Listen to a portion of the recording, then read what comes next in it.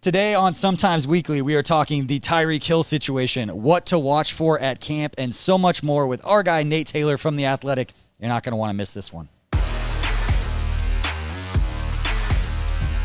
You are listening to KC Sports Network, the #1 podcast network for today's Kansas City sports fans. With former players from your favorite teams, informed perspectives, and former insiders, this is the place for you.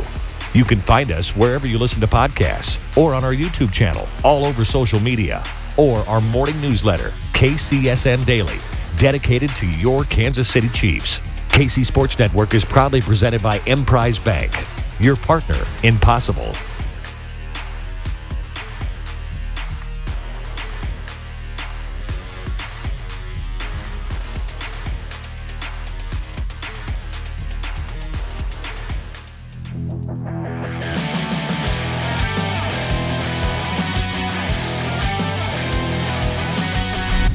What's up, everybody? Welcome to Weston, Missouri and Holiday Distillery. We are back for another episode of Sometimes Weekly to kick it off. As the Chiefs get ready for their season, we have got one of the best follows on social media. You've got to follow him.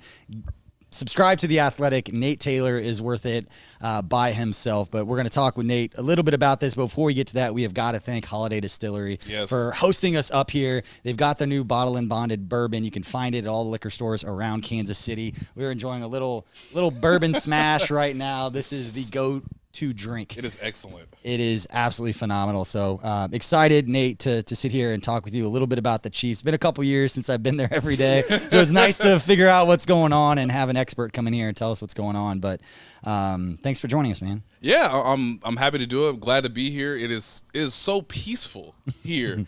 Obviously, the bourbon is excellent. I'm a big bourbon fan, so it's really nice to come here and visit. And all of a sudden, like in about 10 days time from this recording, like I'll be tweeting out first team offensive line, second team secondary.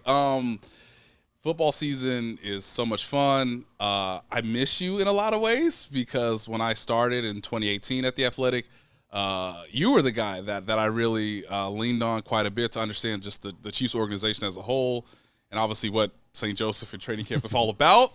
But yeah, man, I'm so happy to be here. Obviously, I've watched your guys' success, sort of near and far, but it's been wonderful to kick off the season. This, for me, is like the official start of the 2022 season. I really haven't talked much in about, 6 weeks or so publicly, so I got a little time away, but now I'm here and ready to talk about a season that I think will be quite different than any season before that I've covered at The Athletic, about a team in its sort of second phase with Patrick Mahomes. Yeah, it's kind of like they've relaunched or just kind of re-upped everything, where they lost some key pieces, some guys that were a part of obviously that Super Bowl championship team, and then brought in some young guys. I mean, I know if you follow any of our draft coverage, those guys absolutely loved what they've done in the draft, and everybody's hopeful after the draft. You're excited about guys, but for this one in particular, it's going to be exciting. There's some guys that I'm excited to see at camp. I'm excited to talk to you about that, and I appreciate what you said about that. I miss one of my favorite things when I was working at the Chiefs was training camp. It was fun just to get away, and with everybody that we worked with, and you work so hard with everyone to get away, and for Matt and I to go up there and just share like a suite in the dorms and hang out for like 3 weeks. It was awesome. So I mean, you don't miss the bed.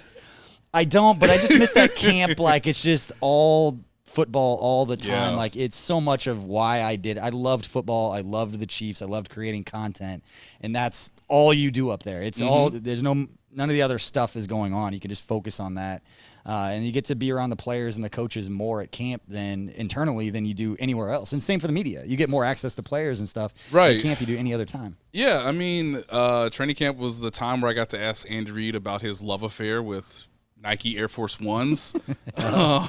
I remember watching you do the Up the Hill series with guys on the team, especially new guys like Tyrann Mathieu in 2019. I'm familiar with just about everybody on the roster, but it is more of a laid-back environment. It is an idea of like, what are your hopes and ambitions for the season? What is different? And also, there's just a time where I think the guys understand that, yes, it's hard, it's grueling, it's incredibly hot. It's going to be really hot this year. I've already looked at the forecast. I'm not thrilled. I'm not thrilled. But to watch a certain period and know that I'm going to see that in October, or know that I'm going to see that in week 3, and the opponent doesn't know that, or the opponent doesn't know all the intricacies as to something that's very new to me, because I've been covering the team for 5 years now. And I think for you and just for any fan, you cannot get closer than training camp. I'm trying to sort of introduce that to my son. You know, Hayden he'll be 7 later next month in August, and it's like, yeah, this is as close as you're probably ever going to get to like Patrick Mahomes or Travis Kelce or Chris Jones. Like, you know, they're going to do autographs again this year, which I think is a big bonus for fans. The idea that like we are getting more and more normal-ish, which is going to allow, you know, that player-fan interaction, which I think is so important to training camp. But just the idea that like Andy Reid has a real chance to go through everybody on the depth chart. You sort of are going to see a 10 rookie draft class in person for the first time. And then you get a little bit of a taste during the preseason, but it really starts in training camp. And I just love how much fans have really shown up at Missouri Western State University. And as much as I don't particularly enjoy driving at 6 a.m. up and down. Oh, you go back and forth? I go back and forth just because it makes more sense for my family, although gas prices are extremely high.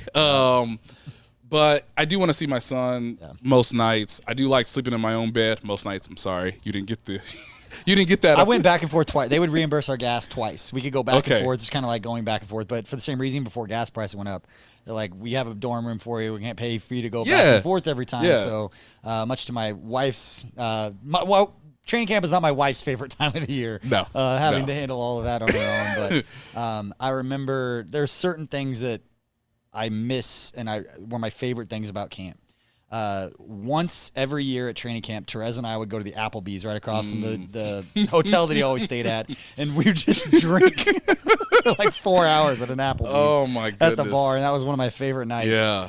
And then I always enjoyed that fourth practice when they put the pads on.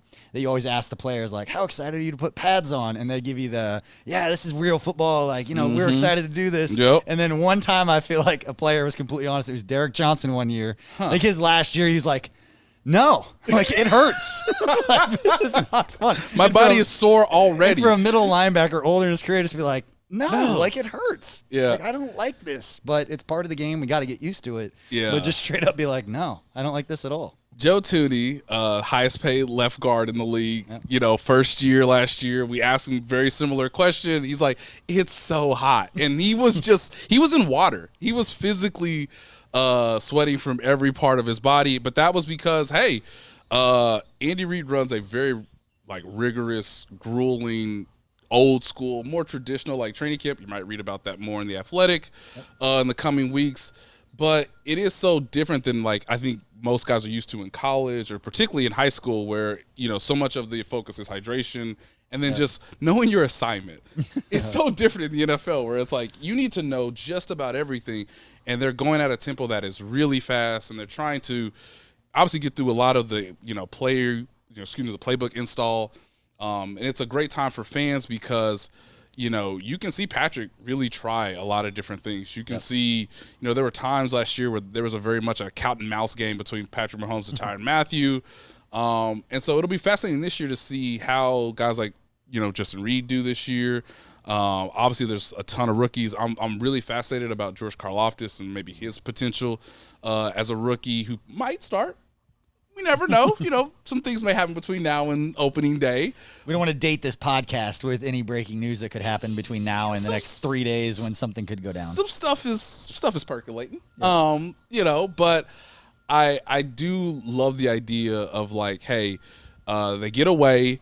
It is a bit of a grind, but it is really team bonding. The idea for fans to see people up close. And there are 2 training camp memories I'll never forget. It was I think it was my second year, and seeing the love affair that people had for Patrick, because this was after 2018. Everybody knew he was a league MVP. Now the expectations are Super Bowl or bust. Obviously they fulfilled that mission. But just the love affair that like fans had with him, and particularly young kids. Yep. And it's similar experience that I saw when I used to cover the NBA with Steph Curry, where he would just go to every arena and every kid would just be sort of mesmerized. And, you know, you'd be seeing kids in the parking lot trying very Patrick Mahomes-like things, and you're just like, man, like, this is a tangible thing that I can see with my own eyes that I can't see on Sundays, or that I can't see, you know, before a game from a week-to-week standpoint. And then secondly, I'll give a shout-out to my guy Dustin Colquitt. You know, I'm sure you know the story, BJ, where he would have the hat, and the kids would ask for his autograph because you are a dude in pads playing for the Kansas City Chiefs. Yep. Can I please have your autograph? And I always appreciated Dustin flipping the script a little bit, or adding to it, or sort of paving it forward and saying, can I have your autograph? Yeah. And so he would have all these kids' autographs on his white Chiefs ball cap. And at the end of camp, his bucket cat. Yeah, at the end of camp, it would be full of names. And that's why training camp still has some value, I believe. I know a lot of teams, the vast majority of teams are doing it at their own training facilities like it's just a normal Wednesday practice in November. But I do think there is an element of player and fan connection that you just can't have at any other time of the year, just because of the way the business works, the rigorous schedule that those guys are on.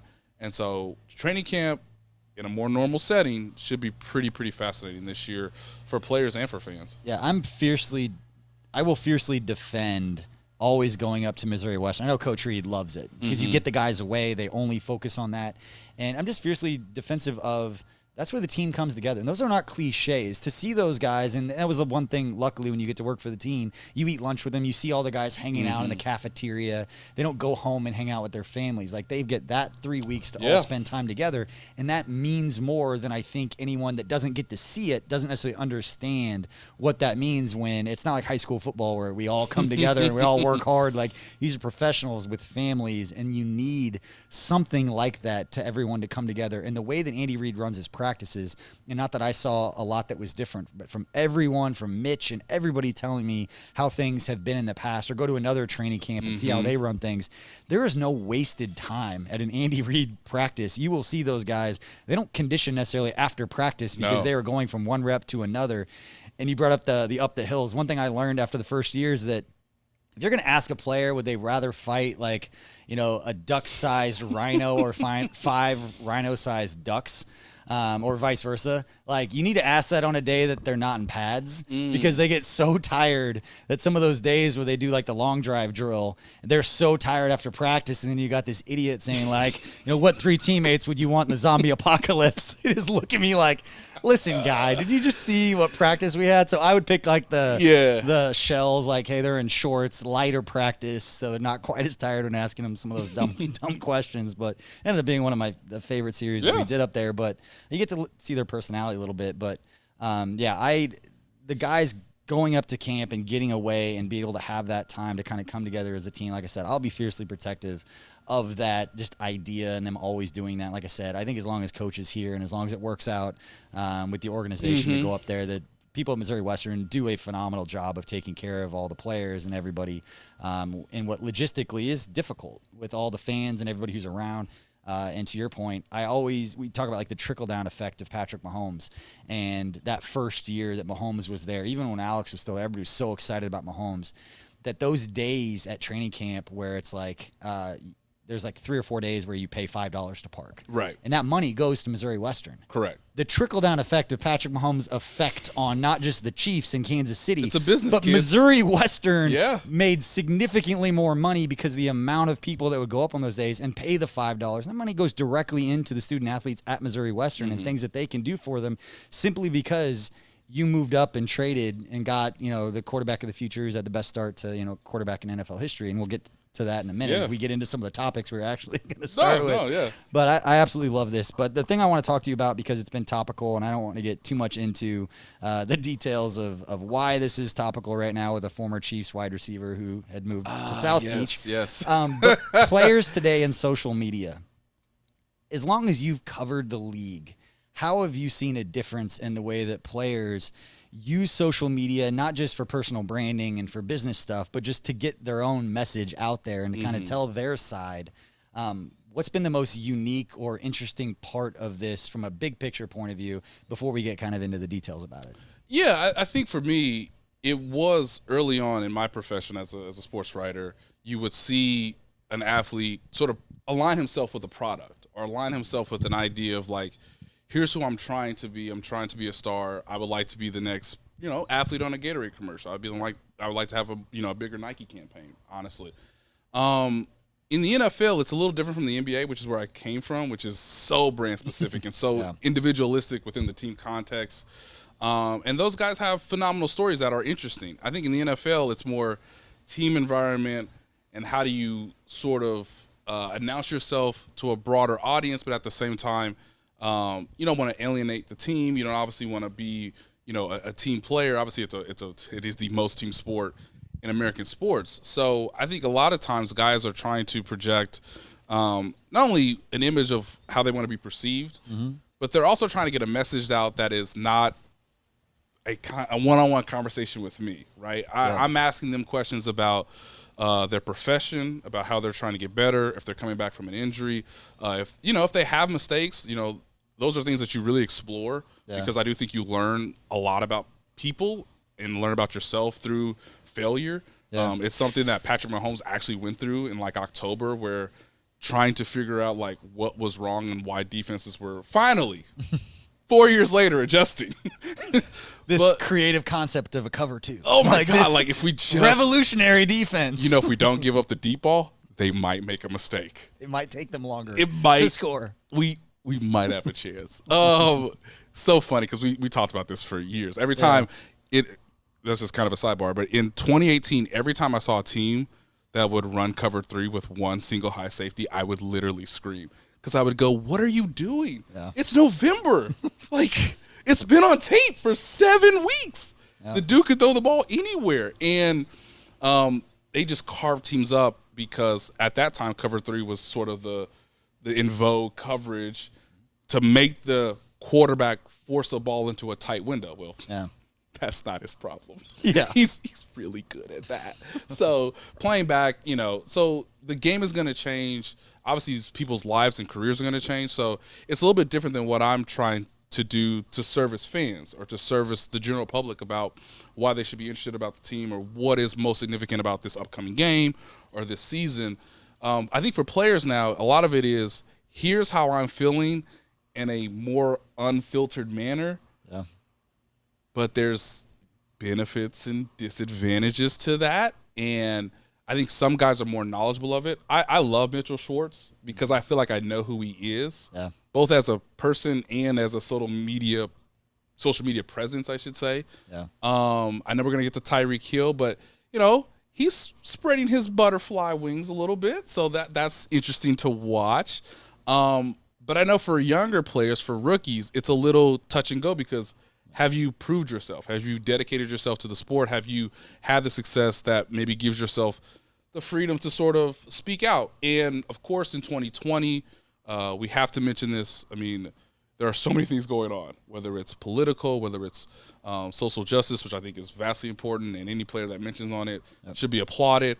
We just, it's July, June is Pride Month. I think players are understanding that they have a significance and a weight and honestly an onus, a responsibility to be more giving of themselves if they feel comfortable doing that. You don't want to you don't want to force anybody to say that or to do something that, maybe they haven't thought all the way through, which is something I ask players privately, like, have you thought this through? Yeah. Are you sure you know what you want to do?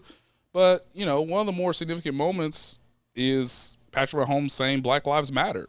To a camera to let everybody know that the issues in the country, in the world, in society are legitimate.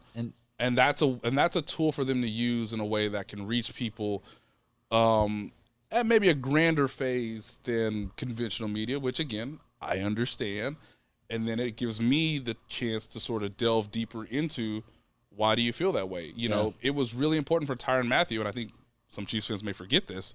It was really important for Tyrann Mathieu for the Chiefs to have Arrowhead Stadium be a polling place for the election, for the general election. And, I wrote significant stories about that. Obviously, they did a team effort for the first game coming off of their, championship season in 2020. So there are life and social things that intersect with sports. It's fascinating. I think it's part of my job. And for anyone who's listening or watching, you kind of want to know who is that person beyond just their success, but also why are they good or why do they stink or why is Andy Reid not doing this or doing that? I audibly screamed on 3rd and 27. No one needs to know what that – I don't need to say anything else. It's 3rd and 27, and I screamed as the ball was being snapped because I too was like stunned.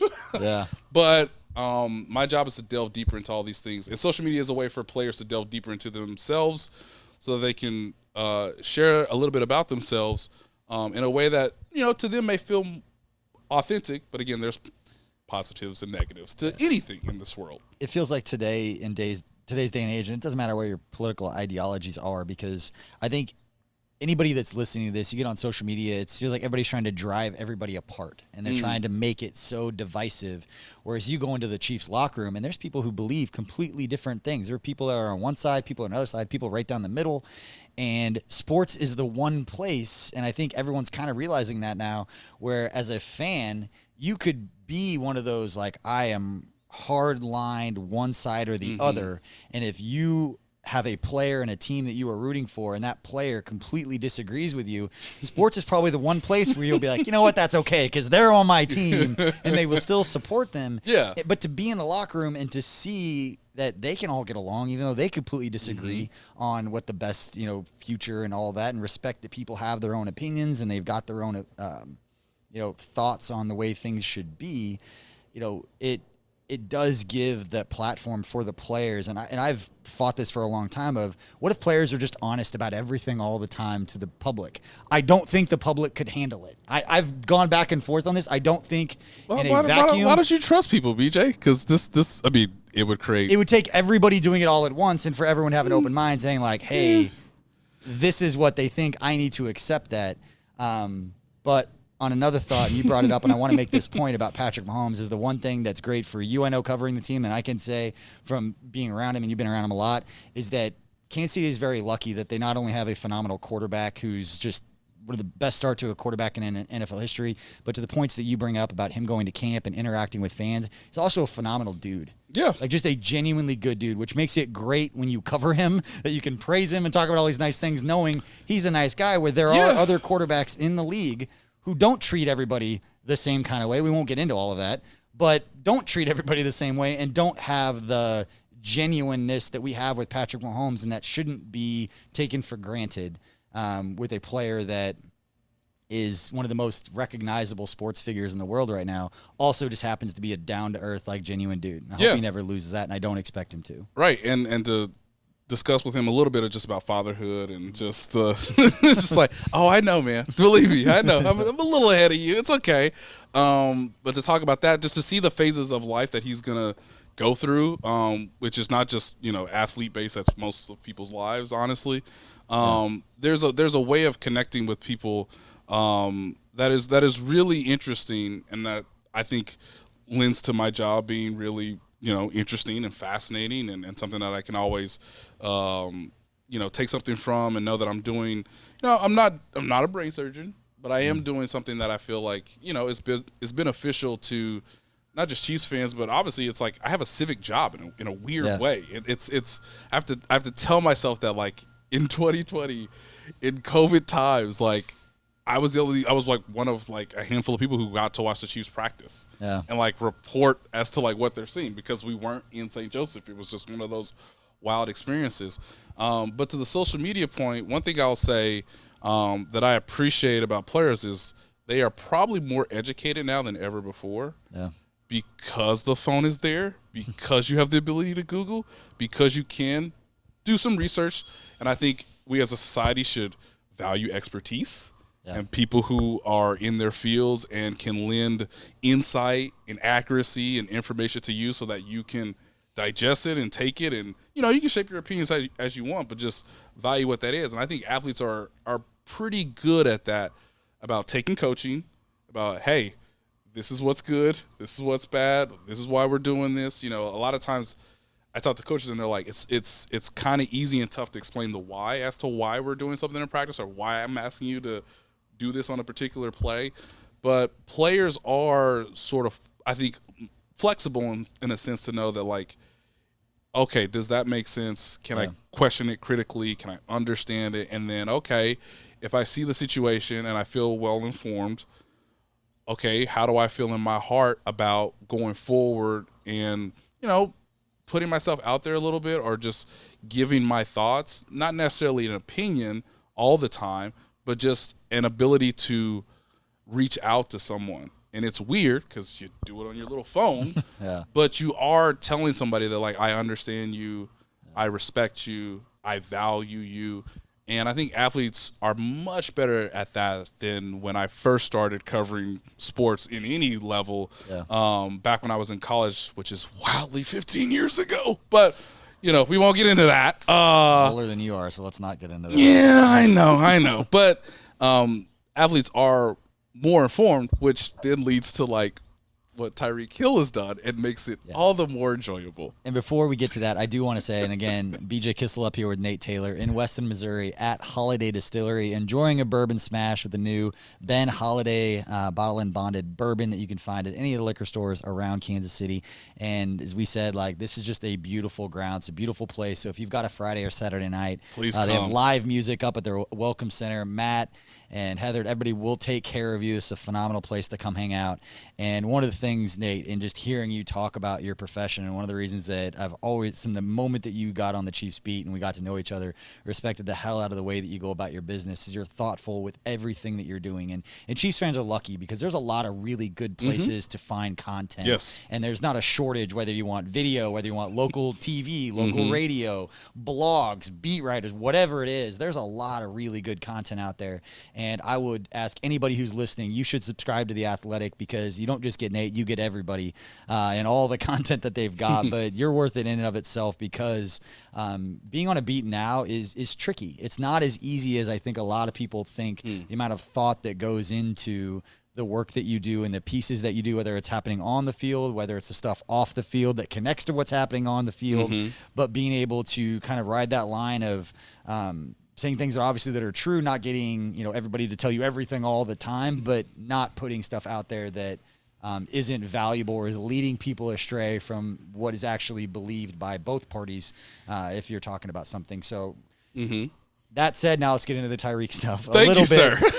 Nice segue right into the Thank Tyreek you. stuff, because my style, like, it's just disappointing to see where it's been. I understand the thought of Tyreek trying to promote his podcast. He's trying to do that.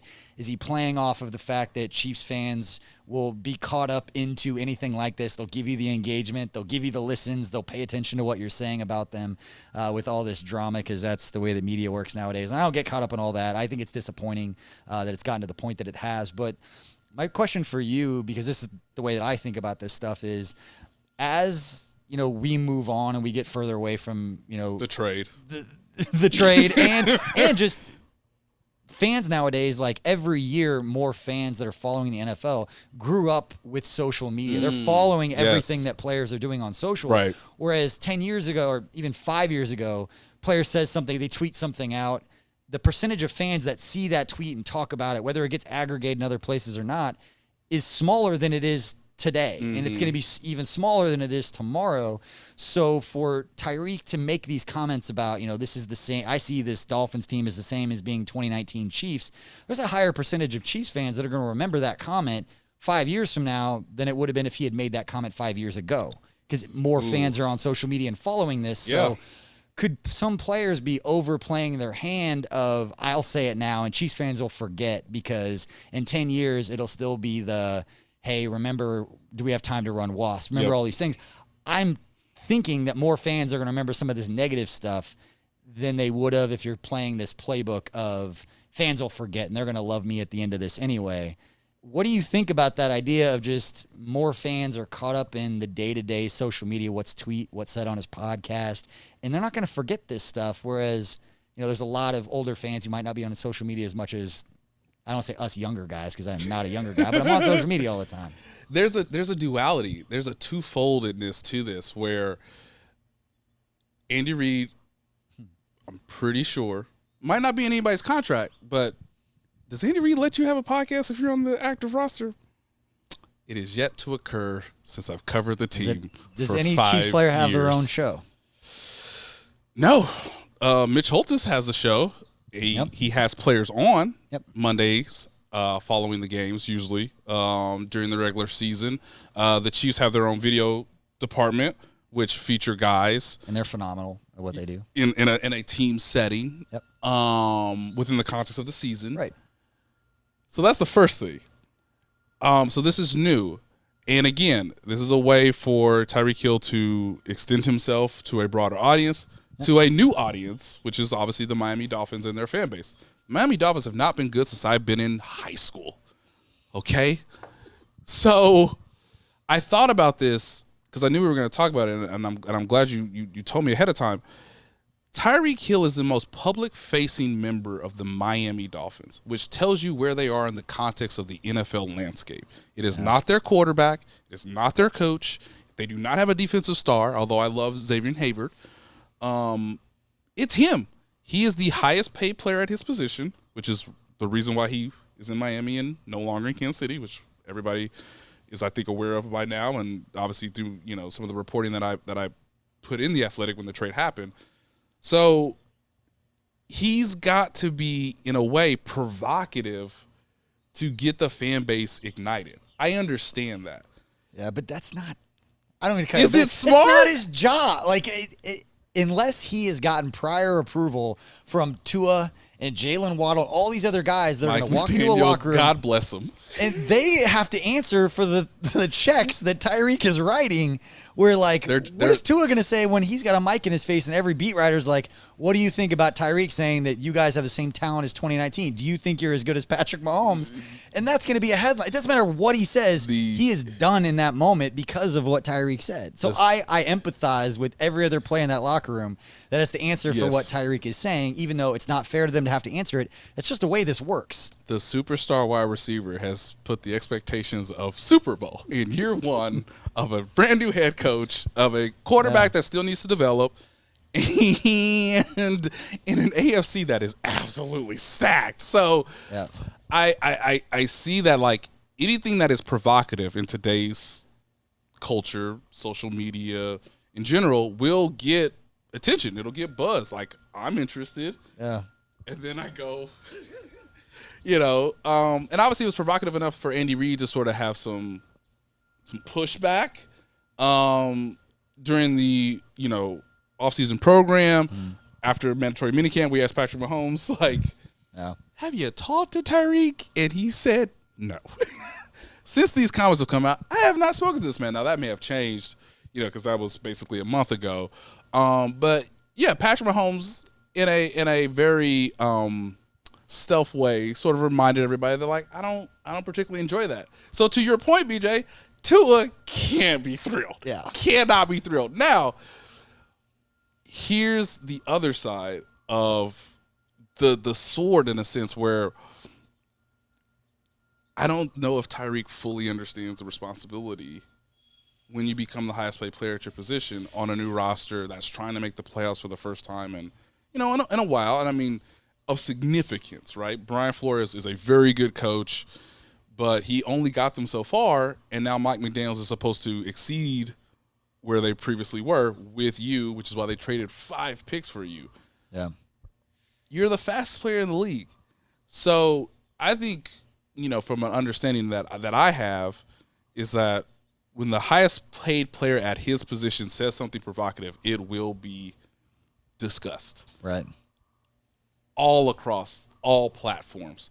So in some ways, I get the excitement that Tyreek Hill has because he has a bit more freedom than with the Chiefs organization and Andy Reid. Kid goes to college.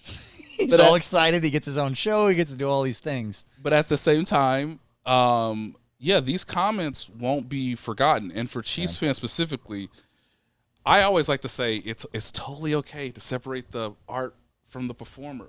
Yeah. Like, some people, that's good. Like, this is coming from left field. I love Novak Djokovic, the tennis player, because he's incredible. He is a backboard. He's flexible. He gets to every ball. He can ace you. He can defend you. He can drop shot you. Like, he just won Wimbledon. I also know who Novak Djokovic the person is too. That's okay. I can separate those two people, even though they're the same person within the context of their profession and obviously their day-to-day lives. And so what I would tell Chiefs fans, to your point, BJ, is Wasp is the greatest play in franchise history. Yeah. He is an integral part of that play. The play does not work if he doesn't exist. Yeah. So take that. He will be in the Ring of Honor. You know what's going to happen. Yeah. I know what's going to happen. It'll be 20 whatever. Yep. Cheer him for what he gave you. But also know that, like, if you feel a little bit bitter because, like, he didn't sort of give off the impression that he was appreciative that everything that the organization gave him, or that he was just ready to jump and be his own man in his own sort of new scenario, that's fine. Is his new girlfriend pretty? I don't know. Yeah. We about to find out. And that's the best part of all of this. And that's why sports is different than anything else in the world. Scoreboard. The scoreboard will inform you in a way that nothing really else will in life. Yeah. And so if he writes these checks and they actually cash through October, I will give him all the credit in the world. Yep. If they make the playoffs, he will be a large reason why. Yep. The trade in some ways will be successful. If it doesn't happen, well, he will have learned a valuable lesson about social media and what he should and maybe shouldn't say in the context of what he's already accomplished and not having to push someone down to elevate somebody else. Yeah, and my point to that is, in today's day and age, that is going to stick with him more than it would have if this happened 5 years ago, because more people are on social. You've got Pro Football Focus, and you make a comment like that in the early part of July where nobody's doing anything. There's no news out there. Everyone in the world is going to aggregate that story. That is going to be quote graphic by every media entity out there, and it probably was. It'd be great for his podcast, but to your point, if it comes through, legend, like you're going to be the one who called your shot and you were first and you were right, and people should give him his credit for that. But if you're not, it's going to follow you, and that's just a lot to put on you. So what you want is substance and sizzle. Yeah. We don't know where this is going to go. And the Dolphins didn't do him any favors by tweeting out here's a bomb from Tua, and he's like stops for 2 seconds and catches it. It wasn't bad great. Social media execution. It wasn't great. It's beautiful because, you know, as someone as people who generate content for an audience, for readers, for fans, it's like, I want it to be entertaining, but I want you to have things that you can really take away and tangibly hold on to and know that are facts, that are reasonable, that are well reported, that I took my time and effort to do. Like, that's the best combination. You want to hear the sizzle from the steak, and then you want to taste it and it actually be good. And Chiefs, rest assured, Alex and Gabby, the social media, you're in good hands. You will not have that kind of mistake with the Chiefs social media team. But I want to pivot. We were talking about Tyreek for a little bit because I want to talk more personal with you, because these things I used to think about, especially the year they won the Super Bowl, and just growing up a Chiefs fan and just being like, holy cow, like we've got a front row seat to a season that is going to be remembered forever, is the fact that you're on this beat and you're around these guys every day, and you're talking about one of the 2 or 3 best coaches in NFL history.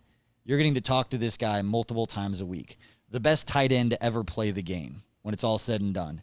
And the best start to a career for a quarterback in NFL history. Does it dawn on you ever? Pressure. I feel so much pressure. It's not even about pressure. It's just, do you ever sit back and you're like, you know, somebody who got into sports and loves sports, wanted to cover a team that in 20 years, when you look back, you're going to be at like every Hall of Fame induction for all these guys. And you're like, holy cow, I am going to be telling stories of these guys for my entire life because of how good they are relative to the sport that they're playing. Yeah. You're talking about 3 guys that will be in the conversation of the best ever. And granted, Mahomes is early in his career. Travis Kelce's in that. Travis Kelce, Rob Gronkowski, that is the conversation for best tight end to ever play the game.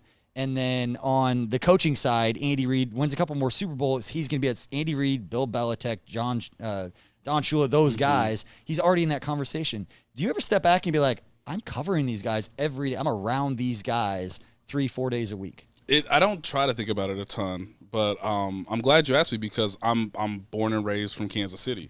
So it's a little different for me. You know, when I covered the Indiana Pacers in 2015, 2016, 2017, it was like, oh, that's Larry Bird. Larry Bird is the president, basketball operations. You know, obviously Paul George was their star player at the time.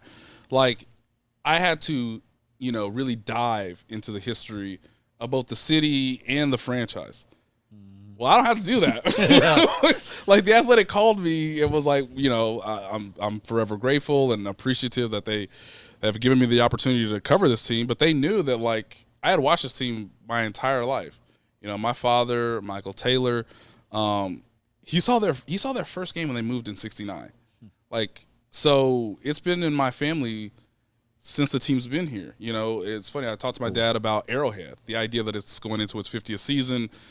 Just the memories we had, I always think about my dad in a lot of ways because he, when I was a kid, he was an architect. So he spent his money for that Monday night game or that season opener. And it's funny because you look at inflation and all the numbers now and it seems like it pales in comparison. But, it's like those are real experiences. Those are real father-son experiences. And, like, I was obviously excited at the time, but was I grateful at the time? Well, now there's this whole added layer to it because not only did we enjoy that, but like I can just about remember everything in this franchise's history, whether I experienced it for myself or through my dad, who has this sort of encyclopedic brain because he loves football so much. So in a lot of ways, when I called my dad in 2018 and said, hey, I got this great opportunity, like I'm going to cover the Kansas City Chiefs, I think it was shocking for both people on the phone because the whole only reason why I wanted to get into sports writing is because this is a job. Like people do this for a living. Like they get to cover athletes and write about it and like travel and like see the events. Like, so there are some people that are like, man, what was it like to see Muhammad Ali in his heyday? Or what was it like to see, Michael Jordan? Like, some people tell me like, you're covering Jordan. I'm like, I don't know. Like, you are. But I'm trying to chronicle all this to the best of my ability. But it does help that like I have a real understanding of what 19 was, of trying to repeat in 20. A lot of people came up to me in the offseason of our colleagues, of our friends in the media that sort of said, like, how did you know what to write after the Bills game? Because it was chaotic. It was back and forth. It was sort of, you didn't know where it was going to go. I feel for beat writers in those moments because you're scrapping everything that you because I only have a short amount of time, and you want people to relive the moment, and you want them to feel what they felt, but with all the information, with all the context, with all the details that led to it or that explain it. People were like, how did you figure that out? And I was like, because I've seen every playoff game in the modern history of this team. Like, I still remember the day when my dad was so happy that they traded for Joe Montana. And everything was good. Like, I remember my dad being like, everything's going to change. The game that Joe Montana and the Chiefs played against Steve Young and the 49ers at Arrowhead, like, I will remember that. Like, I remember the build-up to it. I remember listening to 101 The Fox with my dad. We'd get off on 87th Street. We'd go down to the McDonald's that we would always go to right off 435. We would go down and park in the same area. A high school football team at Blue Valley was parking cars. Like, it was their fundraiser.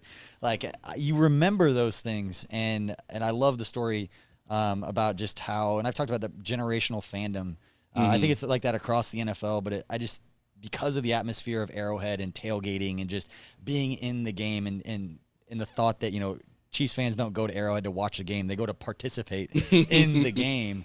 And you talk about those legendary moments. You talk about Wasp. For me, the play that I think will go down, that I will never forget, that I think is the most important play from the Super Bowl run was the fake punt Daniel Sorensen tackle. That changed everything in the momentum of that game. To this day, Bill O'Brien doesn't have a job because of that one play. Yeah. Because of that one decision. It's the most heads-up play, and it'll always be like a footnote and in it. If you go back and watch that game, they get that touchdown, and then the fumble on the kickoff, and then as soon as they fumbled the kickoff, I'm like, we just won the game. Like, game's over. There's no way Houston can come back from this because it just opened the door, and you just woke you woke Mahomes up. You woke these guys up, and anything that happened before that didn't matter. One of my favorite memories of that play from that game was Daniel Sorensen making this, like, seeing it, kind of understanding that, like, that doesn't look right based on what I've watched on film, and, like, what, like, oh my God. And obviously it's Justin Reed. Yeah. By the way, you should do a really in-depth breakdown on that play. We've talked about it a little bit. He doesn't really want to go there, BJ. Shocking. But asking Christian Okoye about Steve Atwater. But he makes don't do it. Don't do it. He makes the tackle, and then this is where training camp is important. I don't think Tyrann Mathieu knew who Dan Sorensen was. I think Dan Sorensen knew who Tyrann Mathieu was because obviously Tyrann Mathieu was an exceptional player from probably the moment he put on cleats. But Daniel Sorensen makes, arguably one of the plays of the game, one of the plays of winning a Super Bowl run, and points to his head, which is Tyrann Mathieu's thing that he sort of, galvanized the whole defense is of like, I'm too smart. I've done the film study. Don't run the same plays against me. Like, I already know. Come up with something new. Yeah. And them acknowledging one another because they really didn't know who they were. They didn't really know who they were as teammates until training camp. And you spend all that time together, and now you could see the star player having an imprint on the role player, and the role player rising to the moment and reflecting the things to the star player. It was, I remember writing about that, but like that was a moment where like just those like sort of Disney-like moments were like, oh, that's a championship team. And I don't know if it was that play, and I probably wasn't that play, but there was the clip in 65 TBT, and Dane and those guys got the shot. They had the camera on Tyrann, and he points over. He's like, that's the guy who made the play. Like, put the camera on that dude, pointing to Sorensen on another play that must have happened. But the other thing that I remember about those two's relationship is the night before the Super Bowl, Tyrann took the picture of Sorensen watching film. By himself in the room, and everyone's like, oh, that's really cool. Sorensen's really studying before the game. Sorensen did that from the time he was a rookie. He used to sit in the player workroom, which back then they've changed it. It's now Dr. T's office down there. But it used to be the player workroom. Now they all have iPads and they don't need those. But they had film rooms. And I remember walking by it all the time because it was outside of like the locker room to PR, that back hallway.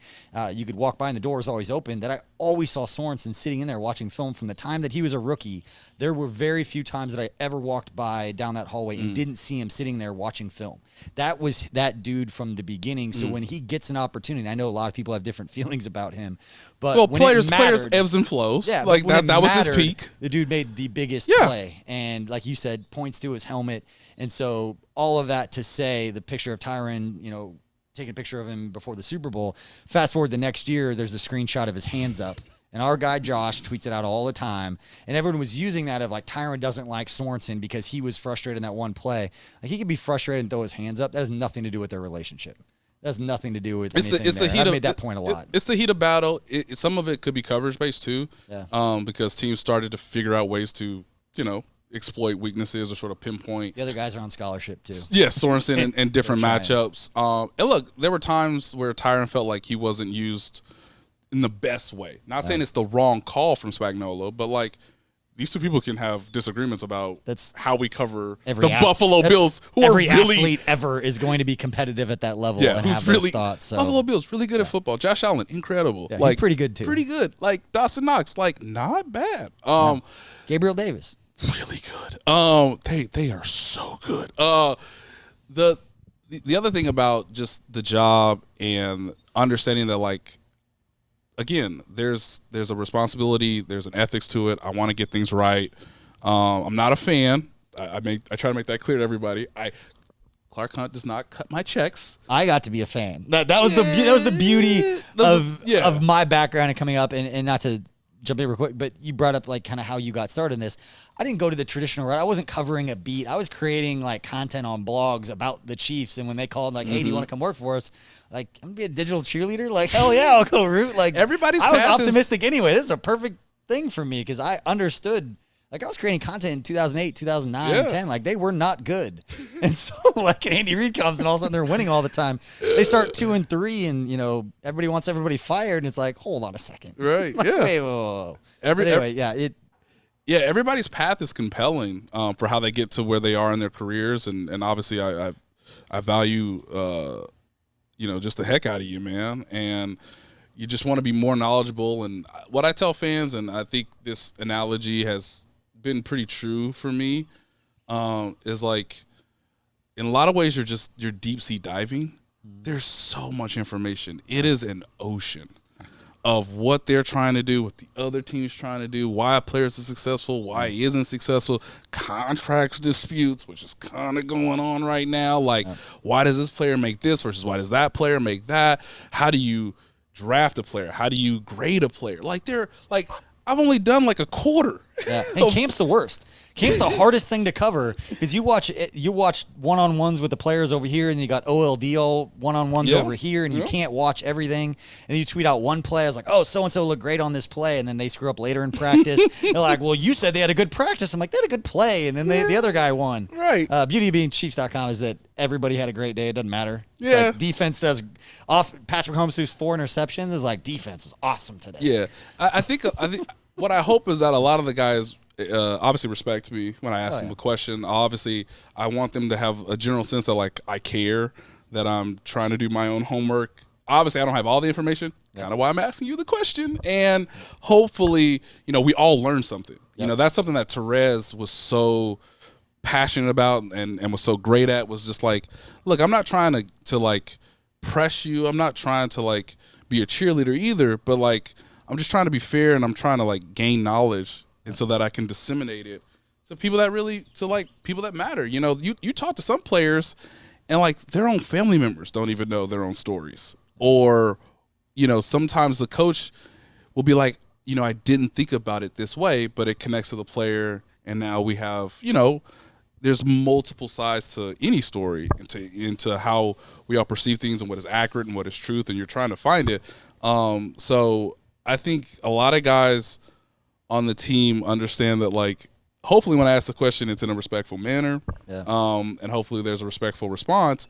And then when there's a back and forth, it's like, well, hey, like, here's the reasons why, but hopefully what they know about me is that I'm from here and that I totally understand what the fan is feeling. Yeah. Like, I'm supposed to have an idea of what the player's feeling and the fan is feeling. I'm trying to connect the two.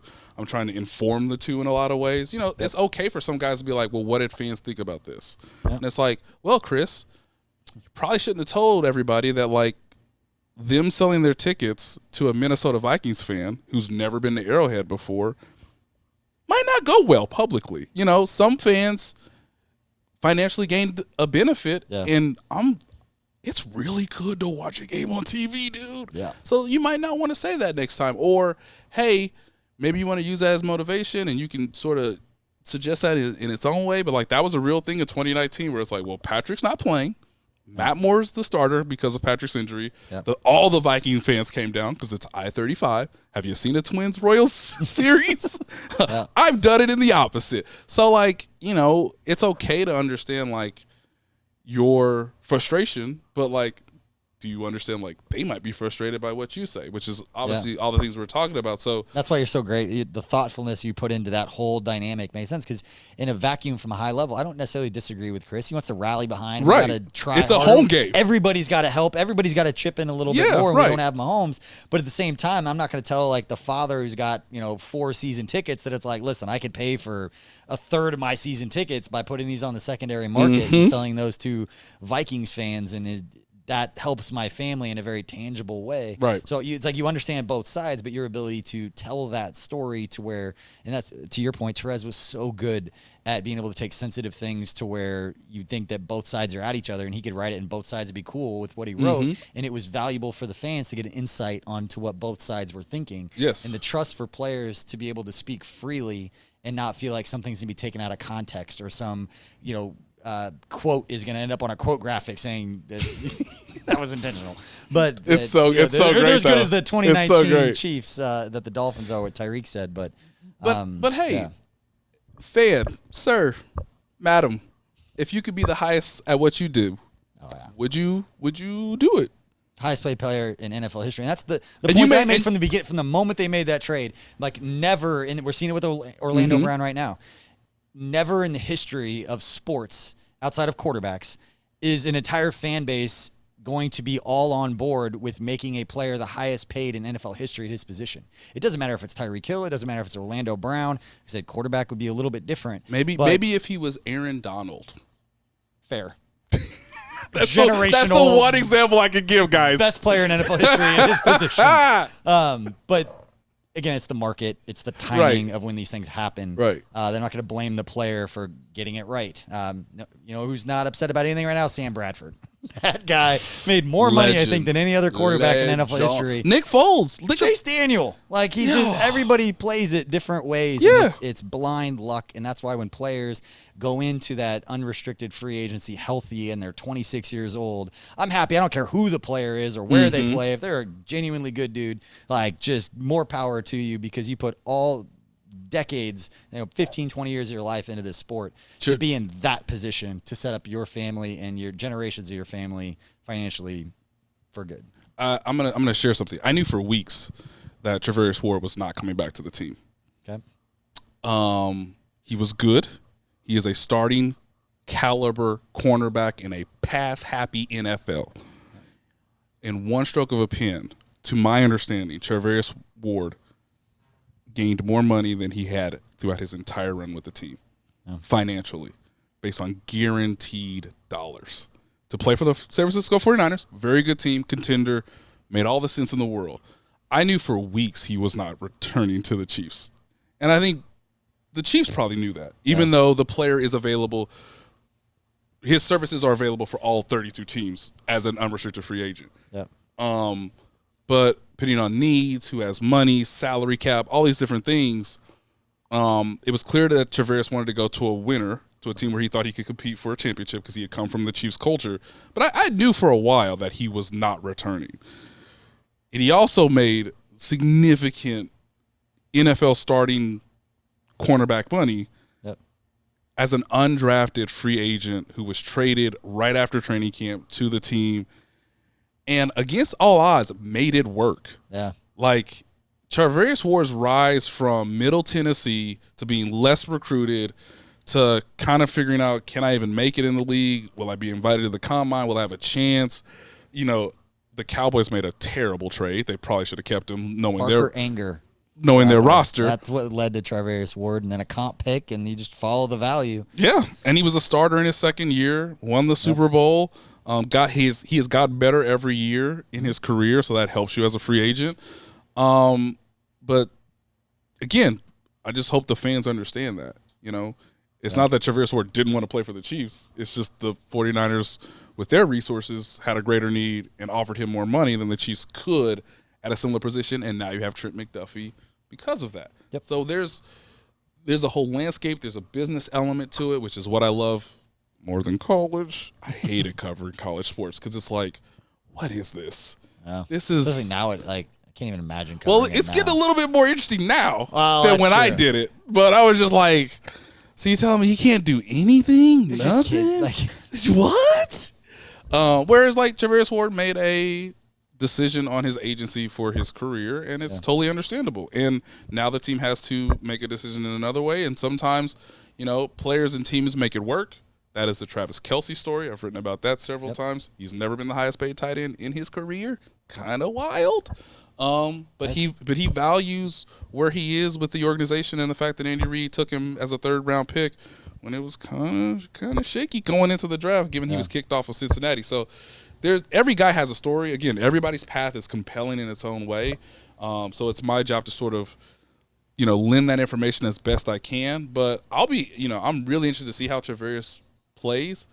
But again, this is my job. You understand situations, and then you try to accurately depict them based on your understanding. My favorite Travis Kelce story, and this has been told dozens of times, but draft day, he gets a call, sees the 816 number, thought it was St. Louis. And he was so pissed. He's like, I don't want to answer the phone. I don't want to play for St. Louis. The and he's like, Andy Rams. Reid. He's like, oh, thank God.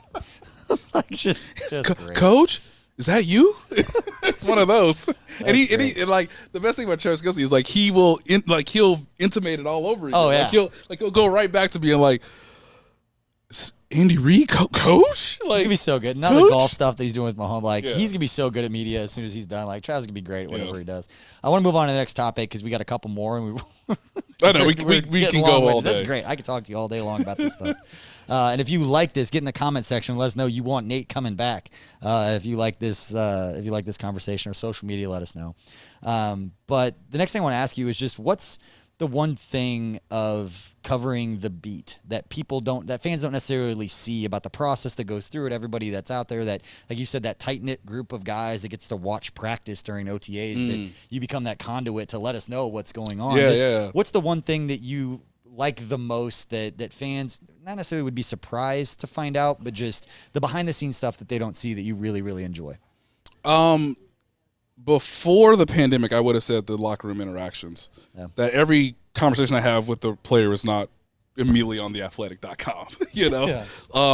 And, you know, one of my best memories was just like, again, another team bonding setting, or another example, I should say, of the 2019 team was that I wrote like a, 3,000, 4,000 word story about why why most guys on the team love basketball.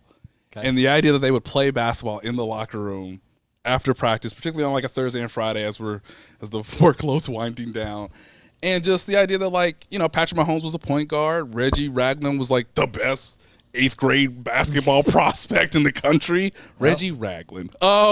He's playing varsity as a freshman at Boston High School. Crazy. You know, Tyrann Mathieu thinks he could play in the NBA if he was taller. You know, so there's like all these things that you learn. Colin Saunders is a legit good point guard. He can actually handle the ball.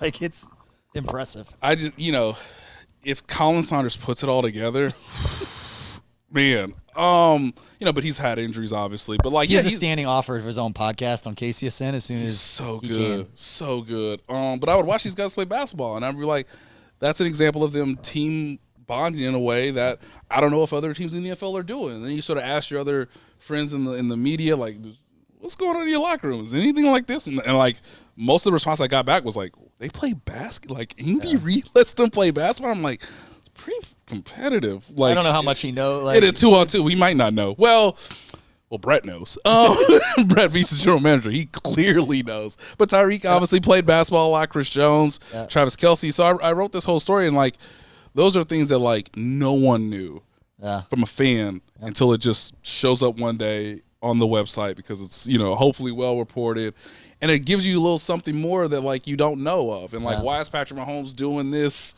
after he throws a touchdown bomb to Demarcus Robinson? Well, I asked him, you know. And so it's those type of examples. And I think now in a more recent context that fans don't see is that trying to understand the cap is really, really hard. I am not a capologist, but over the course of the years I've covered the team, I've really understood this move means A, B, C. Yep. And I'm trying to explain that to you as the reader. And it could be all three, and it could be no. Or if Orlando Brown does this, B, boom, boom. Yep. You know, when Tyreek Hill gets traded, obviously I'm thinking about, hey, here's who he was as a player. Here's what it means from the draft pick, you know, sort of haul that you got back. But what does it mean from a cap and a roster building sort of projection moving forward, even though you don't know who they're going to take in the draft, and you don't really know how free agency is going to change now? Because, you know, within a matter of them trading Tyreek Hill, Marquez Valdez-Scantling became a real option in about 2 hours' time, based on my understanding of it. And obviously Marquez has sort of mentioned that, like, hey, they traded Tyreek and Patrick called me. It's like, because in like a matter of moments, you know, you have to, there's a mechanical sort of nature of like this move begets this move. Everything sort of turns on on just these little moments. And I hope that like our subscribers understand that like I'm trying to be as well knowledgeable as I can. Here's how much cap space you have left. All fans want to talk about is like, do we have the cap space to get this guy? And I'm trying to answer that question hopefully better than I did in 2018. But that's really talking to players, executives, agents, to get a real sense of it. Whereas, you know, when I was doing it in 2018, I was just like, well, they have this much, and I don't know what's going to happen after that. Brant Tillis and Chris Shea are very good at what they do. And two people you probably heard Brant's names, he's been talked about enough, and Chris's name, but two guys behind the scenes that have more of an effect on what's happening than a lot of people give him credit for, where they think it's all Brett making all the money decisions and all the scouting decisions. Like, he has people that kind of like in Moneyball, the Jonah Hill is like, yeah, you can do that, or no, you can't do that. Like, there are people in the Chiefs organization. So when they talk about this as a team effort, it honestly is. He can't be an expert in all of those different aspects. And then Brett's job, as I understand it, Brett Veach, the general manager, is to call Clark Hunt and give all the scenarios, and then what is Clark willing to pay?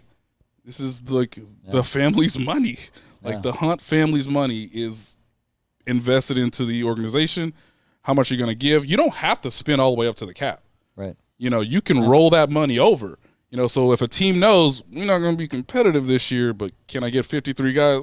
We save a little couple mil, put it towards, you know, a possible extension, or if we get good, or free agency, whatever. So, like, you know, I always try to remind fans, too, of, like, don't just think about Brett Veach. Think about Clark Hunt and think about Andy Reid. It's sort of a trio with the front office to understand, like, okay, Andy Reid might be comfortable giving Tyreek Hill X amount of dollars. Clark Hunt might not. Yeah. Guess who owns the team? Guess who might have the final say, or have they discuss these things in a more sort of, you know, well thought out manner to where you understand what the organization's decision is and how they sort of came to it. You know, there's been conversations about Arrowhead Stadium. Yep. That's a Clark Hunt. And I got the World Cup. So and you're gonna have to that's invest, gonna help. You're gonna have to invest money into the stadium. Yep. Do you want to build a new stadium? Do you want to keep it in Missouri? Do you want to move it to Kansas? Don't trigger everybody, Nate. I mean, it's possible. Not a chance. Look, I mean, Clark Hunt is a business man. So I think a lot of times Brett Veach and Andy Reid get the overall, you know, conversation. But I also understand too that, like, some owners make decisions for financial reasons. Yep. There's a team in the division. I will not name that team. They make decisions based on finances, as I understand it. Oh, we tell the story about Khalil Mack. We're talking about the same team. That it's more about, it's not as much like cash. It's more cash spending in the budgets that the owners can put forth on what we have. And that's the same for anybody who runs a business. You have a budget on what you can spend. Mm-hmm. It's the same thing with the owners. It's not like there's this surplus of cash for all of them. They have to stay within the cap and all of that. But the Raiders a few years ago, and I think this has been put out there. I don't think this is huge. I hope so, or we're breaking news here.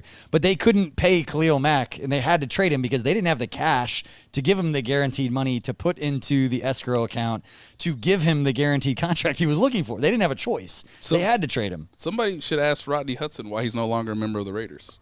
Because they might not have had the cash. So an owner makes a decision for this year that can be impactful 3 years' time. Yep. Or is it better now for me to use more of my money, invested it in this current season, and then see what the consequences, see what the outcomes are in future years? So that's what a general manager, coach, team president, and owner have to sort of weigh the cons and pros every year moving forward. And, oh, by the way, what are we going to do with our stadium that's in its 50th season? Yep. There's a lot that goes into it. And again, we are up here in Weston, Missouri at Holiday Distillery, enjoying a little Ben Holiday bourbon, talking with our guy Nate Taylor from The Athletic. And Nate, the one story I do want to say about the basketball, because one of those just little dumb things that you remember. And I honestly think you were standing by me. I'm pretty sure we saw this together. And it was Mahomes' rookie years when he wasn't starting. Alex Smith was starting. They were playing basketball in the gym, and they were doing around the world. And it was like teams, and they were competing. And Justin Houston was on one team, and he had the baseline shot. I'll never forget this because Justin Houston had the baseline shot, and Mahomes, as a rookie who's not playing, was going up against him, and it was kind of like knockout. You know, who was going to make it first going around the horn? And it got to the last shot for both teams and the way that they were competing, and Justin shot and missed and turned around to, like, stare at Mahomes, and Mahomes put up a shot, put his hand up like this, and was just staring at Justin Houston, who at the time was – one of the best, guy. The dude guy on the team. Yeah. And I'm like, this rookie just completely pimped the game-winning shot, and it didn't even hit the rim. Just completely nailed it. As soon as he let go of the ball, just stares right into Justin Houston's soul. And I think it was you or Matt or somebody I looked next to, and I was like, did you just see that? That matter. Like, that is moxie, like, confidence. Yep. That's competitiveness. That's the it factor that you're talking about, and just you get him in a competitive environment, and he doesn't care if he's a rookie. He's going to go out there and do his thing, and that was the first moment for me. 5 years from now, I just want to hear Justin Houston's stories about Patrick Mahomes as a rookie, because the things he did to this man in practice, the things they did in meetings, the things the dude said. I mean, Justin Houston was like, dude, this is hard. Like, it's a hard sport. It's a man's league. And I know. I'm really good The at stories this. of his Hall of Fame induction when those And Justin veterans are like, we saw this kid, we're like, what the hell? Yeah, did they just draft? Justin had a ton of respect, a ton of love for Alex Smith, but like in 2018, he was just like, he's even better than I thought. And Patrick would be the first to tell you he needed to learn the blitz pickups. And there were a lot of the mental stuff that physically he was ready. You could see it, but mentally, I remember talking to Nagy and him about that, about how he didn't care on a lot of reps during practice if it went to the right guy or all that. All he cared about was that he set the protections correctly. Like he was wired correctly, and they did a great job developing him and making sure that foundationally he wasn't caught up in, did he catch this pass? That's what's successful. It's like, no, did you set the protections correctly based on all the looks they were giving? And there were stories about, Bob Sutton, that last day of OTAs going into his first year as a starter, they just unloaded the cupboard on him to try to stump him, to make him feel like, hey, I got to study for these 6 weeks before I go to camp, and just tore them apart to the point after practice, the coach was like, what the hell? Like, what are we supposed to do? He just literally tore us apart. He's literally the best statistical quarterback in the league right now against the blitz. All right, Nate, and that's why he's not getting blitzed as much. He's correct. Too deep and make us run the ball. How about we not send send guys at him? The chess match of like going too deep and then them having lighter boxes, and you have these young these athletic linemen who are good to get out in space and doing the screen game, and all of a sudden you go get a Trey Smith and a Creed Humphrey, and it's like, if you're going to go too deep, we are going to build a bully up front who's just going to run over people, and we'll take the 5 yards rushing now. If they consistently do it next year, we'll see. But that chess match of how you set up and how teams play you is going to be phenomenal to watch. But last segment here with Nate Taylor from The Athletic. I've got 5 burning questions for you going into Chiefs training camp. Not a lot of analysis. Give me your first quick thoughts. Who's the rookie you're most excited to watch once the pads come on? George Karlaftis, because he's got to be as relentless as he was in college. He's got to transfer that over to the NFL, and as fast as he progresses, could be a real difference maker for this defense. I'm really interested to see how George Karlaftis looks, because when the pads come on, that's when it's fun, man. I'm Leo Chanel. Like, I cannot wait for that dude to get pads. I mean, I kind of already know about him. All these dudes. Like, assignments be damn. Where's the ball? Hey, like, that might be Leo Chanel. He's gonna rush Sam, who comes downhill with bad intentions. Like, I can work with that. Like, that's gonna be. That is such a good answer by you. It's gonna be a lot of fun to watch. The second they drafted him, watch his highlights, was like, yes, fan favorite, game-changing plays. Go get ball. Yes, and then he gets on at Fan Fest, and he was just like, physicality and violence, or whatever he said, and it was like, yes, I'm ready to tackle everybody. Yeah. All right, storyline that's most intriguing to you going into training camp. I wrote this in The Athletic. Running backs. I think the running back position is more fascinating this year than the wide receivers for the first time since I've covered the team. Clyde Edwards-Helaire in year 3 kind of got to be it. He thinks he's going to be healthier and a little bit more durable this year. I spoke to him in June. Ronald Jones, kind of the wild card in the mix, veteran, really good. Won a Super Bowl with Tom Brady. They re-signed Jarrett McKinnon, who was phenomenal in January. So, and then Gore.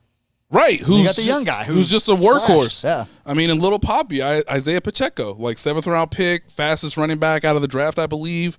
Yep. So we'll see where, that's a 5-man group with 4 spots usually. Yeah. That's what I'm looking forward to, is the roster projections. How many running backs are they going to keep? Yep. It's going to be tough, man. So this is not a given to Clyde, and I think Clyde understands that, and so that's why it's fascinating to me. All right, favorite media meal that they provide you guys at camp at Missouri Western State. You got your room, you've got the buffet style set up on the side. What's the one that you look forward to the most, or is it the barbecue? You guys get all the barbecue. Yeah, there's a special category for Zarda, Zarda Barbecue. They annually come out and feed both us and the players and the staff. Basically, anybody who wants barbecue after practice. A van full of barbecue. It's give it to everybody. Great. And I don't get to Zarda much during the regular season because I grew up on Gates. I'm more like, there's a Joe's like 10 minutes from my house. It's not great. No bad barbecue. But it is great. Yeah. And then I think in the regular category, I'm going to give a shout out to Herbie Teope, who had this great idea for the last day of camp, like just all out breakfast. and give credit to Missouri Western State University and the people who catered all the food. I mean, anything you wanted, they gave us. It was excellent. Pancakes, waffles, French toast, eggs, bacon, sausage. I mean, hash browns. It was incredible, and it was like a real send-off to, like, it's the last day of camp. I think at the time, thankfully, everybody was healthy on the team, so you weren't writing about, like, somebody's, bruised elbow or hamstring or, I think most of the guys that were ready to go in week one were going to be ready. And so it was a real celebration for all of us in the media, and it was sort of Herbie's idea from Herbie Taylor from the Kansas City Star, and he just sort of said, can we just do this every year now? And so, they give us tacos. Some days it's salad. Some days it's, God knows what, but, like, yeah. All-out breakfast. You get all the snacks in the PR room and the fridge full of stuff. And yep. It's like, do I want gummy bears this day? Do I want Reese's? None of this is healthy for me. I always went for the trail mix because that always went first, it seemed like. Trail mix is great, man, especially when it's hot outside. Like, trail mix, it'll get you through just about anything. But, yeah, I love gummy bears. So they had a lot of those. And they take care of you guys. I gained a lot of calories. Yeah. Yeah. I would always gain 5 or 6 pounds like throughout camp just because we'd eat. Even though it's hot. Like internally, you eat with the players, you go on the same. Like, don't sit with them, you sit on the different side and all that stuff. But there's soft serve there every day. You can have a protein shake. And I was all embarrassed to tell this story. But like, there's a protein shake, and like players obviously go get him. And if a player comes up, you get out of the way, you let the player go up because they don't have a lot of time. But the shake that I liked the most was called the post-practice player shake. Mm-hmm. Like, that's what they called it, and it's just like peanut butter and oats and all this stuff. So I'd walk up and it'd be like post-practice player shake, and I'm like, I'm not a player though. I just really like the shake and the thing. So I always felt stupid ordering that. The post-reporting on practice shake. It's hot. Down a lot of water. Like, there you go, man. It's a grind. I drink a lot of Gatorade, a lot of water. Yeah. Walking up and down that hill. It's a lot. It's going to be 100 degrees in St. Joe. Favorite day? I know you're going to be there. I was going to ask if you're going to be there. I know you're going to be there because there's a lot of media availability. But move-in day. Move-in day, like when you first get on the beat, you're all excited. Like, oh, players are coming in. And then like by the third year, like we're here covering grown men carrying pillows into a dorm. Like asking them about what their beds are going to feel like. And why does coach keep it at 60 degrees in the dorm room? Which comforter did you bring? Yeah, exactly. I remember like Spencer Ware brought like a portable like fireplace and like the big screens. What? The local Rent-A-Center. Man. Oh no, excuse me, it was Jamal. Okay, yeah, I was like, Jamal I don't remember had the this. fireplace. Yeah, coach keeps it so cold in there. I want to warm up this room. Even though it's 90 degrees outside. No, keep everybody awake and in tune. But what's your favorite thing of move-in day outside of what used to be Anthony Sherman? Yeah, Day? it used to be the annual Anthony Sherman Day, Patriotic America. Like we are going to battle for the next season. I love the idea of guys who were like really particular about the things they would bring. This is mostly a Mr. Schwartz appreciation. And the guys who were like, I just brought trash bags. Where's my Pedialyte? Where's my Gatorade? I got okay, we're good. Like I still remember Eric Fisher back in the day just bringing a ton of pillows. Just so many pillows. I'm like, but the man loves pillows. It's totally fine. You just lay on top of them. Yeah, the mattress. Yeah, so it's nothing like it'd be the most normal thing that I could compare it to that we all go through is like, imagine packing your bags, going to your airport. I'm going to go through security, and then there's like 40 of us just like, so what did you bring? What did you do? What about like the Pedialyte, Gatorade, like, and there's just people interviewing you about what you packed. It's so funny. Logistically, the way it's set up is these players, like, they park in a lot and then they get up and then like media can only stand in a certain place. But it's like walking down a red carpet where you just have like lines of like, this is not the Oscars. Out there. There's like 20 people on each side and you're just walking down, like carrying pillows and like all kinds of stuff. Just cameras in your face. Like, it's not like they're walking out of the tunnel. Like, he's reporting for Training Camp 2022. Hey guys, how's it going? Yeah. And you know, get some comic relief, like a Mitch Morris would give you like a funny one-liner to kind of break it up, but it's always like 100 degrees that day. It's always the hottest day of camp. Yeah, you're just standing outside waiting again for guys to go through airport security. That's basically what you're doing. And at the same time, I also love I think was this 2019, but like I think Chris Jones wanted a contract extension. It did not happen. And it's like, is he going to be fined? Well, he has to be here by 2 p.m. on Thursday, July 25th. You got media like hiding behind the dumpsters in the back to try to get a shot of him coming in the back way. I will give Chris Jones credit for this till the day we die. This man rolled up at 1:59 because the first team meeting, I believe, was at like 2:30, 2:15. And that's with Andy. That's with, everybody on the personnel side. All the coaches are there. Obviously, Clark Hunt's there. He sort of introduces you like, hey, welcome to the new NFL season, da-da-da-da. And, like, Chris Jones was like, I kind of want a new deal. Fine, I'll play out the last year of my deal. Obviously, he got extended. Things worked out. But, like, it is the idea of, like, so when's the first day of school? And, like, when do I have to be there?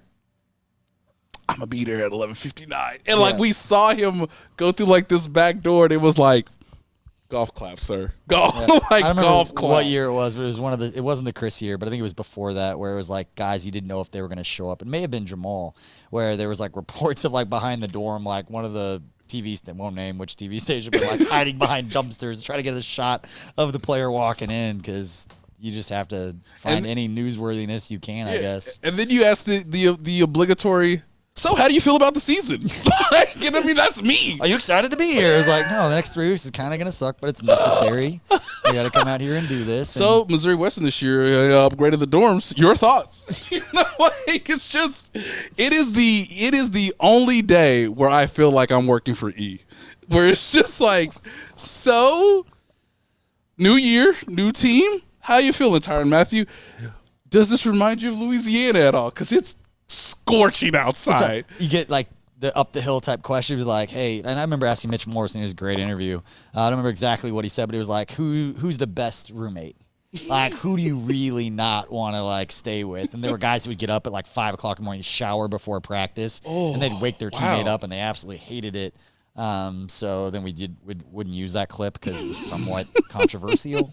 But finding out, you figure out personalities of players a little bit more. But all right, final question for the 5 burning questions with Nate Taylor from The Athletic. Who's the player that people are not talking enough about right now going into camp that you are excited about? Not necessarily a rookie, not necessarily a storyline, but just who's a player that intrigues you that you don't feel like has been getting enough pub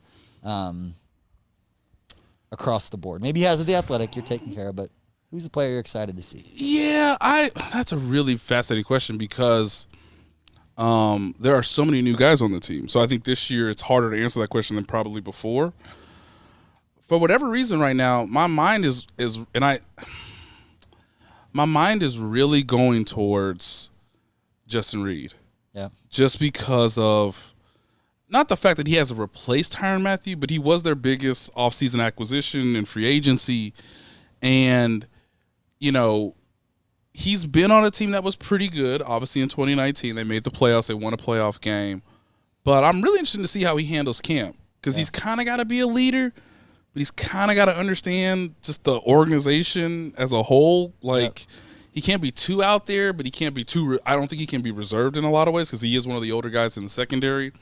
I think a lot of people will obviously be interested in the rookies, but I don't think fans should forget about Justin Reed because if he and Juan Thornhill can be – a good tandem, similar to like maybe Willie Gay and Nick Bolton, then I think the Chiefs' defense could surprise some people at least early on, or they could be maybe more consistent than they were a year ago, where they were so low then high, and then they sort of rode the wave there in January. But I think I'm interested to see how Justin Reed competes against Patrick Mahomes in live settings, in pads, where what is he good at in Spags' system? What does Spags realize and say, maybe we need to pare this down and sort of get him ready for the regular season? So for me, it's Justin Reed because he was the first guy that it was kind of like, oh, that's where they're going, not pass rusher.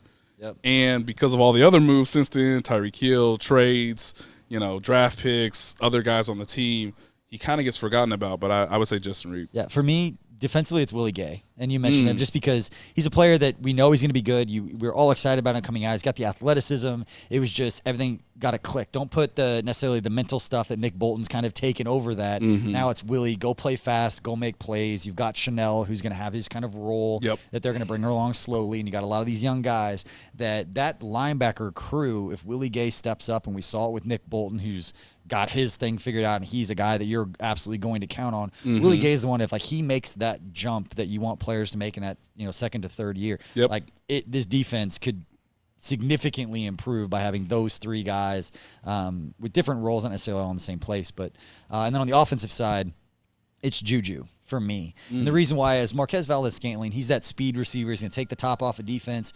But Juju, in the way that the Chiefs call not routes or plays, they call concepts. Where a lot of those windows where it's read the leverage of the safety, and if he's playing you hot on this side, then you stop.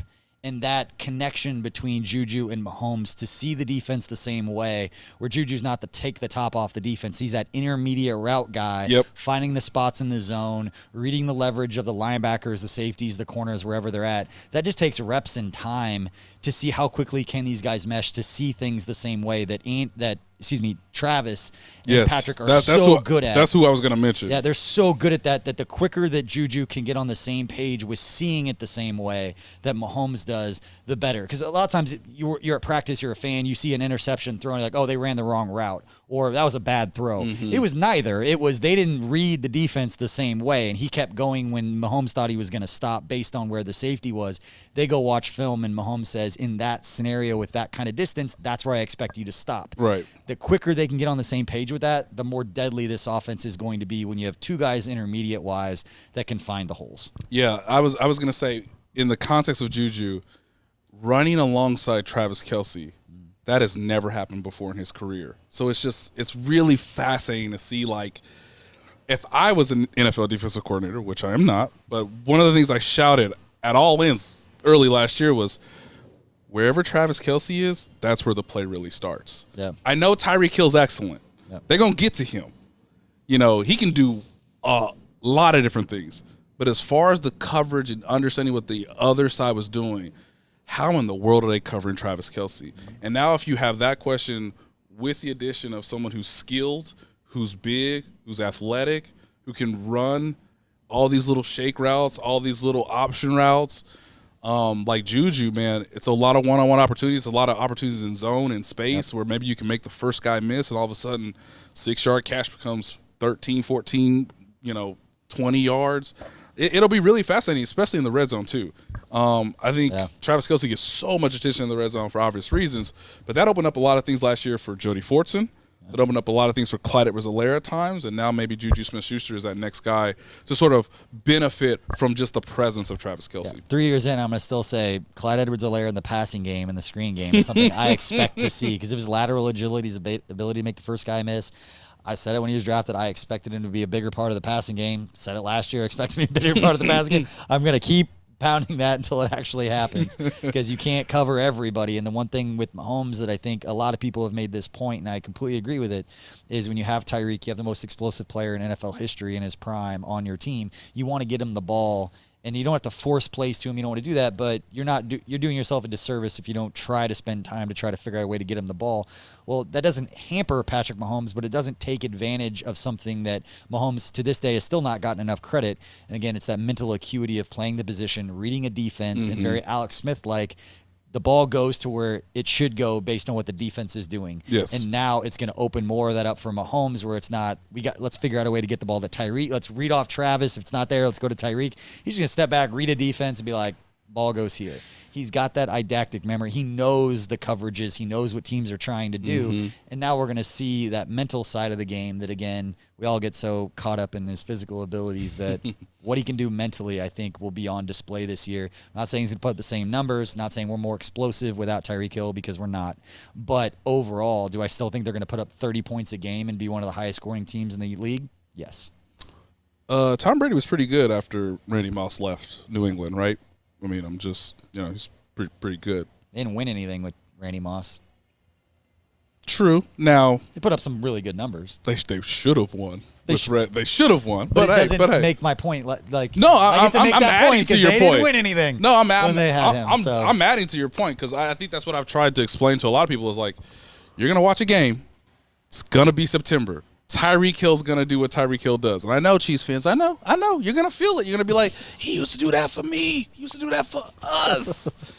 But what is the final score? Yeah. That's like, what is going on in January? The Chiefs are playing a sport where September through November is experimentation. Things get real after Thanksgiving, and then they try to go win it in January. So I know Tyreek Hill's going to do something crazy that's going to drive Chiefs fans nuts, but that's okay, you know. Yeah. Tom Brady did well with Rob Gronkowski and without Rob Gronkowski, without Randy Moss and with Randy Moss. And I've been told by our fearless, amazing producer Tucker that we've been talking for an hour and a half. So this is the longest podcast in KCS in history, but I absolutely love this conversation. The one thing we can't say about Tyreek Hill as a Chiefs fan is if he drops a pass or a ball bounces off his shoulder pad and goes for an interception, Chiefs fans will see it on social media because fans will make sure that everyone sees those plays on social media. But don't wish anything ill will for Tyreek. Yeah. I want him to go out and have a great season. Hopefully the Chiefs go out and have a great season. But to the point that we brought up an hour and a half ago when we started this show is that he's put a lot of pressure on Tua. He's put a lot of pressure on his head coach, Mike McDaniel, and the rest of that Dolphins staff and the guys in that locker room. Yeah, and I'm just ready for the season. Like, this conversation has already got my brain going, and now I'm ready to get up at 6. I think I excited you when I talked about Leo Chanel getting up there to hit somebody. I mean, if Leo Brian Cook, Leo all those Chanel, dudes. yeah, I mean they're hit. it's a really hard group to sort of single out because they're all really interesting. But having this conversation, and I hope for the audience, get you ready for camp, and hopefully I'll be there every day, every step of the way, trying to provide insight and information just like you guys are. And I appreciate everything that you guys do, and thanks for having me on. Of course, I couldn't do it with a better crew, and I will definitely be back here when the cameras aren't on. You heard it. Again, so- let us know in the comment section. Yeah.